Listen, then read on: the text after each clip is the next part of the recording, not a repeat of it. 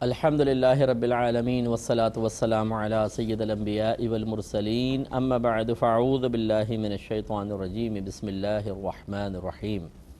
الحمدللہ الہادی پروگرام میں جہنم کا تذکرہ چل رہا ہے اور مقصود ہمارا یہی ہے کہ اللہ تعالیٰ نے جب اتنی بکثرت آیات جہنم سے متعلق قرآن میں بیان فرمائیں تو کوئی نہ کوئی خاص مقصد تو ہے نا۔ اللہ تبارک و تعالیٰ کا کوئی کام مقصد اور حکمت سے خالی نہیں ہوتا۔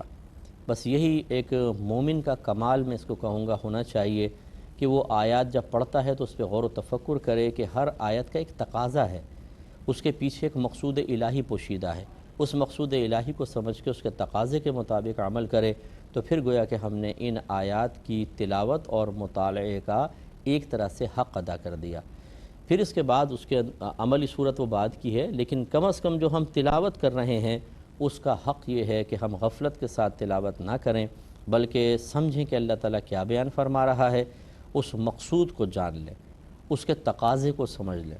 یہ پہلا اسٹیپ ہے۔ اس کے بعد پھر تقاضا پورا کیسے کریں گے وہ اگلا اسٹیپ ہوتا ہے۔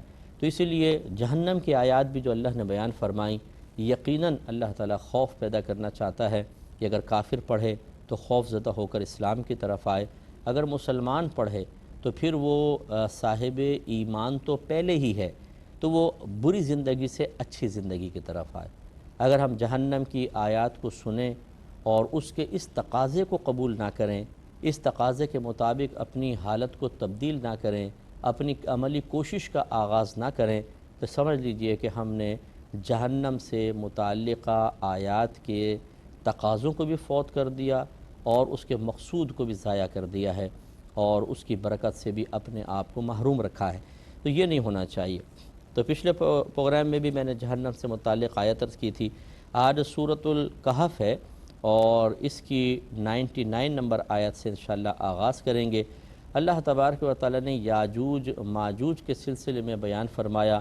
یہ سکندر ذو القرنین تھے اور انہوں نے ایک قوم کے کہنے پر انہوں نے کہا کہ جی یہاں سے یہ پہاڑوں کے پیچھے سے یاجوج ماجوج نکلتے ہیں اور غارت گری کرتے ہیں تو آپ ان کے اور ہمارے درمیان ایک دیوار بنا دیں۔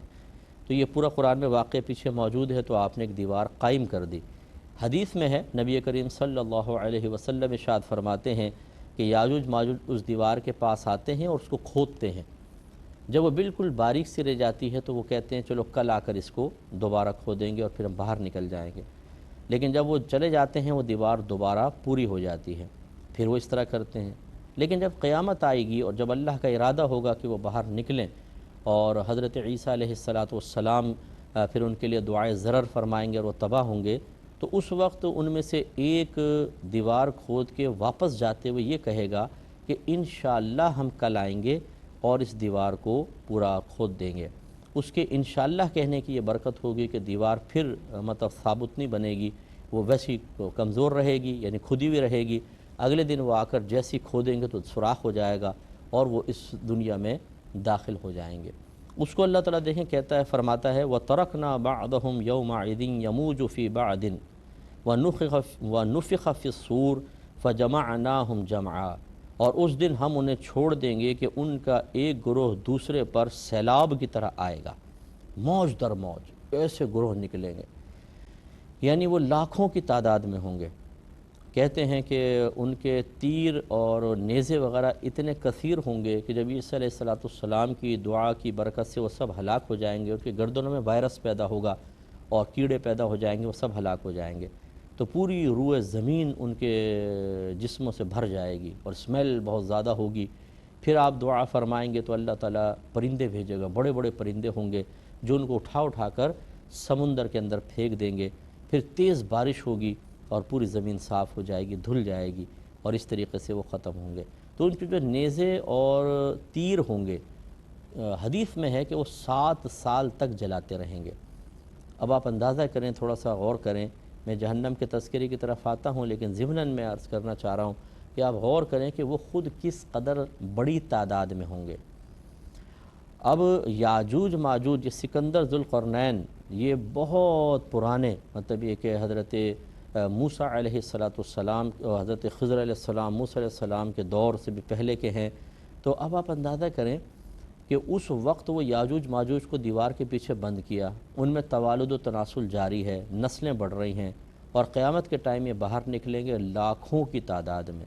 اس کا مطلب یہ وہ اسی دنیا میں ہیں، لاکھوں کی تعداد ان کی ہو چکی ہے، اور لوگ ان پر مطلع نہیں ہو رہے، کہاں ہیں، چھپے ہوئے ہیں، کون سی کس جگہ پر ہیں، زمین کے کس حصے پر ہیں، نسلیں بڑھ رہی ہیں، ہم مخفی ہیں، یعنی وہ ہم پر مخفی ہیں اور ہم ان کو نہیں جانتے۔ تو یہ اللہ کی قدرت عظیمہ ہے کہ اسی دنیا میں کروڑوں لوگوں کو ایک طرف رکھا ہوا ہے، اور یاجوج ماجوج کو زمین کے اندر کہیں پوشیدہ رکھا ہوا ہے، نسلیں بڑھتی چلی جا رہی ہیں، وہ کھا بھی رہے ہوں گے، پی بھی رہے ہوں گے، غذا کا انتظام بھی ہوگا، اور ہم ان پر مطلع نہیں ہو پا رہے، حالانکہ کتنی سائنس نے ترقی کر لی ہے۔ یہ ہے اللہ کا کمال قدرت کہ قیامت تک کوئی ان پر مطلع نہیں ہو سکے گا، چاہے آپ کتنی جدید ٹیکنالوجی بنا لیں، وہ مخفی رہیں گے۔ اور جب قیامت کے قرب میں عیسیٰ علیہ السلام کا نزول ہوگا، امام مہدی رضی اللہ تعالی عنہ اللہ کی عطا سے ظاہر ہوں گے، اس وقت پھر یہ باہر نکل آئیں گے، اور موج در موج قرآن کہہ رہا ہے ہمارا۔ تو یہ اللہ کی بڑی عظیم قدرت ہوتی ہے۔ اللہ تعالیٰ چاہے زیر زمین پتہ نہیں کتنی مخلوق کو، اور وہ تو انسان ہیں، یہ حضرت یافث بن نوح کی اولاد میں سے ہیں۔ تو حضرت نوح علیہ السلام کے دور کے بعد سے سمجھ لیجئے، دیکھیں یاجوج ماجوج ابھی کتنے پیدا ہو چکے ہوں گے، اور قرب قیامت تک کتنے پیدا ہونے والے ہوں گے، لیکن ہماری نگاہوں سے پوشیدہ ہیں۔ اگر کسی اور زمین پر، کسی اور سیارے پر ہوتے، چلو وہاں سے آتے جہازوں کے ذریعے، ایلین جیسے ایک تصور رکھا ہوا ہے، پھر بھی سمجھ میں آتا۔ یہ تو اسی دنیا کے لوگ ہیں۔ تو اس سے معلوم ہوا کہ ہمارا رب بہت عظیم قدرت والا ہے، چاہے تو ایک چیز سامنے ہو اور ہمیں اندھا کر دے، نظر ہی نہ آئے، چاہے تو لاکھوں کی تعداد میں چیز موجود ہو اور کوئی اس پر مطلع نہ ہو، اپنے رب کو پہچانے، وہ بڑی عظیم قدرت والا ہے۔ ہم دنیا میں تھوڑی سی قدرت اور طاقت رکھنے والے کو جانتے ہیں تو چاہتے ہیں اس سے ریلیشن بڑھ جائے، یار کام آئے گا، اس کی سفارش کام آ جائے گی، کبھی پھنسے تو یہ ہمیں بچا لے گا، تو ہم اس سے اپنے تعلقات بڑھاتے ہیں۔ لیکن اللہ تعالیٰ سے تعلق بڑھانے کی طرف توجہ نہیں ہوتی، جس کے دست قدرت میں پوری کائنات کے خزانے ہیں۔ وہ صرف ارادہ کرتا ہے، وہ اس کو نہ مطلب کچھ آرڈر دینے کی ضرورت ہے، نہ کچھ، فوراً چیز مارز وجود میں آ جاتی ہے۔ اتنی طاقت والے رب کو چھوڑ کر ہم کمزور سہاروں کی طرف کیوں بڑھتے ہیں؟ تو اس لیے ہمیں توجہ کرنی چاہیے۔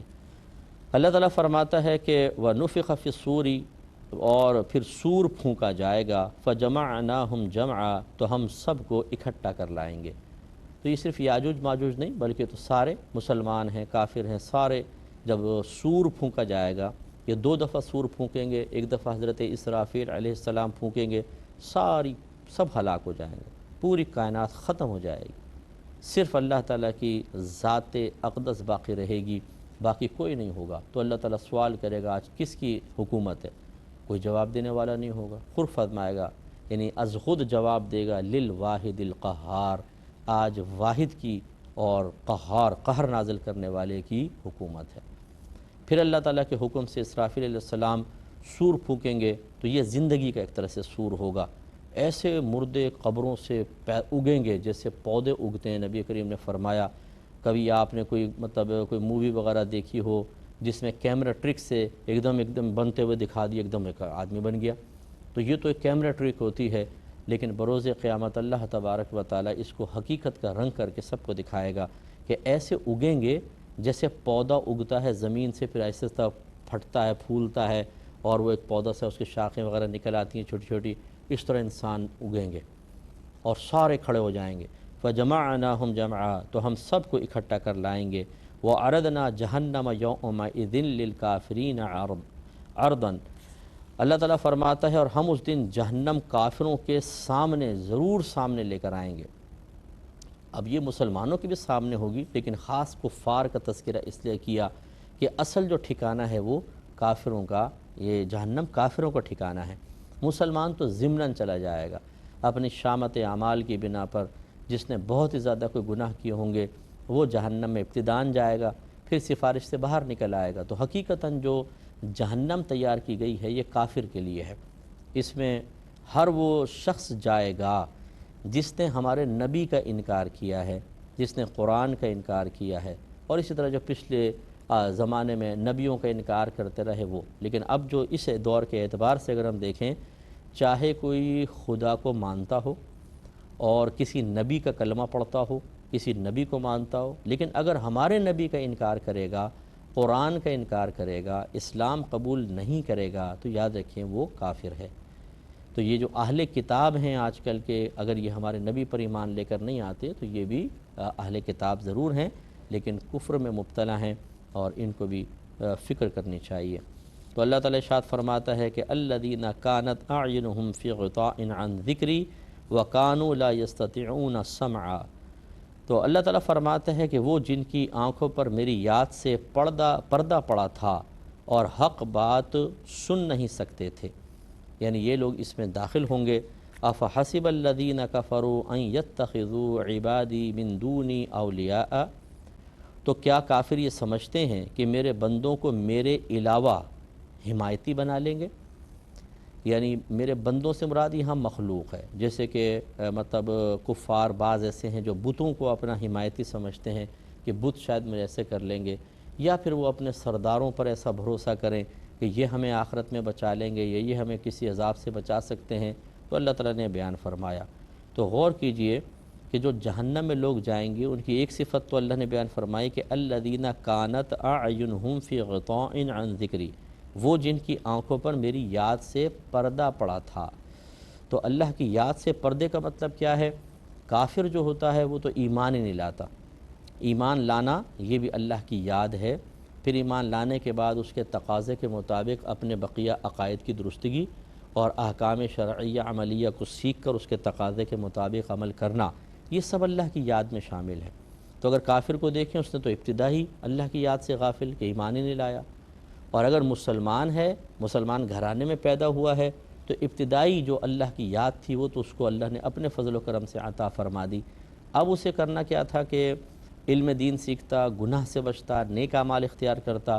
اگر وہ نہیں کرتا تو وہ اللہ کے ذکر سے گویا کہ غافل ہے۔ دوسرا وَكَانُوا لَا يَسْتَطِعُونَ سَمْعًا، اور حق بات سن نہ سکتے تھے۔ یعنی ایسا نہیں کہ کان خراب ہیں، بلکہ حق بات پسند نہیں آتی۔ مت کر نصیحت ناصحہ، دل میرا گھبرائے ہے، اس کو دشمن جانوں ہوں جو مجھ کو سمجھائے ہے۔ ہمیں سمجھانے والا بڑا برا لگتا ہے، دل تنگ ہونے لگتا ہے، ناپسندیدگی، بوریت سی طاری ہوتی ہے، کوفت، کراہت آتی ہے۔ یہ آپ خاموش ہو جاؤ، بڑی یہ مولویوں کی باتیں، یہ مولویوں کی باتیں، یہ بہت اعلیٰ باتیں کر رہا ہے بھئی، یہ ماشاءاللہ پپو ہے، یہ تو بہت اعلیٰ باتیں کرنے والا ہے، تو مولویوں کی باتیں تو پسند ہی نہیں آتی۔ تو وہ کون سی بات پسند آتی ہیں؟ ان باتوں کو ذرا انسان خود سوچے، جو باتیں اپنی والدہ کے سامنے کوئی نہ کر سکے، جو اپنی بہنوں کے سامنے نہ کر سکے، جو اپنے والد صاحب کے سامنے نہ کر سکے، اتنی گھٹیا باتیں، ان باتوں کو بنیاد بنا کر ان کی چاشنی، ان کی لذت میں انسان اللہ تعالیٰ کی یاد والی باتیں جو یاد کروائیں، اللہ کے قریب کرے، انہیں ناپسند کرنے لگ جاتا ہے۔ اس سے زیادہ اخلاق کی پستی اور کیا ہوگی آپ دیکھیے، اور کم عقلی کسے کہیں گے کہ اللہ تعالیٰ جو ہمیں کھلا رہا ہے، پلا رہا ہے، آنکھیں اس نے دی، ہاتھ اس نے دیے، کان اس نے دیے، دانت دیے، جسم دیا، ماں باپ دیے، نوکری، دولت، صحت عطا فرمائی، ایک آزاد ملک عطا فرمائے، ساری نعمتیں رب کی، لیکن جب اسی رب کا پیغام آئے تو انسان منہ بنائے اور چلا جائے ان باتوں کی طرف جو اللہ تعالیٰ کی نہیں بلکہ شیطان کی طرف منسوب کی جاتی ہیں، خراب قسم کی باتیں، اور اللہ کی باتیں سن کے برا ماننے لگے۔ یہ کتنی بری بات ہے۔ تو یہ مراد ہے کہ وہ سننے کی استطاعت نہیں رکھتے، یعنی حق کو قبول نہیں کرتے ہیں۔ حق اگر سامنے بیان بھی کیا جاتا ہے، جیسے نبی کریم صلی اللہ علیہ وسلم جب تبلیغ دین فرماتے تو بعض اپنے کانوں میں انگلیاں ٹھونس لیا کرتے تھے، یا وہاں سے اٹھ کے چلے جاتے تھے، یا شور مچاتے تھے بعض کے تاکہ نبی کریم کی آواز کسی تک نہ پہنچے۔ تو یہ وہ لوگ تھے۔ تو اب بعض مسلمان بھی اسی روش پہ چل پڑے ہیں کہ جب کوئی دینی بات بیان کی جائے، اب دیکھیں بیٹھے ہوں گے ٹی وی پر، کوئی دینی بات ہوگی اس کو چینل چینج کر دیں گے، سنتے ہی نہیں۔ اور اسی طرح کا کہیں پر کوئی اسکول میں، کالج میں، یونیورسٹی میں کوئی بیچارہ ایسا ہو کہ جو اچھا نیک لڑکا ہے، اس کے ساتھ نہیں بیٹھتے کہ نہیں یار یہ تو وہ مولوی والی باتیں کرے گا، اور یا پھر ہم جو باتیں کریں گے وہ اس کے سامنے نہیں کر سکتے، ہمیں خاموش رہنا ہوگا۔ یہ نہیں سوچتے کہ اس کی کتنی برکت ہے کہ جب وہ آ جاتا ہے کم از کم اتنی شرم و حیا تو ہمارے باطن میں پیدا ہو جاتی ہے کہ ہم گالیاں نہیں بکتے، ہم گندی فحش باتیں نہیں کرتے، یہ اس کی کتنی برکت ہے۔ تو اس برکت کو حاصل کرنے کے بجائے کہ زیادہ سے زیادہ اس کے ساتھ رہیں تاکہ مکمل طور پہ عادت ختم ہو جائے، نہیں، اس کے پاس سے بھاگ جاؤ تاکہ آزادانہ پھر اطاعت شیطان ہو سکے، اطاعت نفس ہو سکے، یہی تو پھر مطلب بری چیز ہے۔ تو اب یہ مسلمان آج کل ایسا کرتے ہیں۔ اسی طرح ماں باپ بعض اوقات اچھے ہوتے ہیں، بیٹا نماز پڑھ لو، بیٹا یہ گناہ نہ کرو، وہ ماں باپ کی آواز ہی کان میں پہنچتی ہے تو جھنجھلاہٹ چڑھ جاتی ہے، غصے ہو جاتے ہیں بعض اوقات، ارے بس ہمیں نہ کہا کریں اور یہ وہ، اور دل میں ناپسندیدگی پاؤں پٹکتے ہوئے نکل جانا۔ یہ ساری جو جوش ہے نا جوانی کا، اور یہ شرارتوں اور مستیوں کا جوش، یہ موت کے ایک جھٹکے کے ساتھ انسان کو سب ختم ہو جاتا ہے، اور اس کو پتہ چلتا ہے کہ میں کیا کرتا رہا ہوں۔ اللہ تبارک و تعالیٰ کی تعلیم کے مقابلے میں غصہ کرنا، اسے حقیر سمجھنا، اسے ناقابل عمل تصور کرنا، معمولی سمجھ کے چھوڑ دینا، یہ کوئی اچھی چیز ہے؟ یہ کوئی بہت ہی معمولی بات ہے کہ اس کو نظر انداز کیا جائے؟ کہ ہمارا دوست اگر ہماری 2-3 باتیں نہ مانے، بیوی نہ مانے، بچے نہ مانے، تو ہم ان سے قطع تعلق کرنے کے قریب آ جاتے ہیں، رشتہ داروں سے قطع تعلق توڑ دیتے ہیں بعض اوقات ایک بات نہ ماننے کی بنا پر۔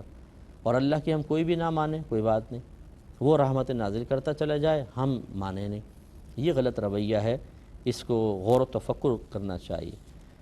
اور اللہ تعالیٰ فرماتا ہے فَحَسِبَ الَّذِينَ كَفَرُوا أَن يَتَّخِذُوا عِبَادِي مِن دُونِي أَوْلِيَاءَ، کیا گمان کرتے ہیں وہ جنہوں نے انکار کیا، یہ کافر ہوئے، کہ وہ بنا لیں گے میرے بندوں میں سے میرے علاوہ کچھ مددگار؟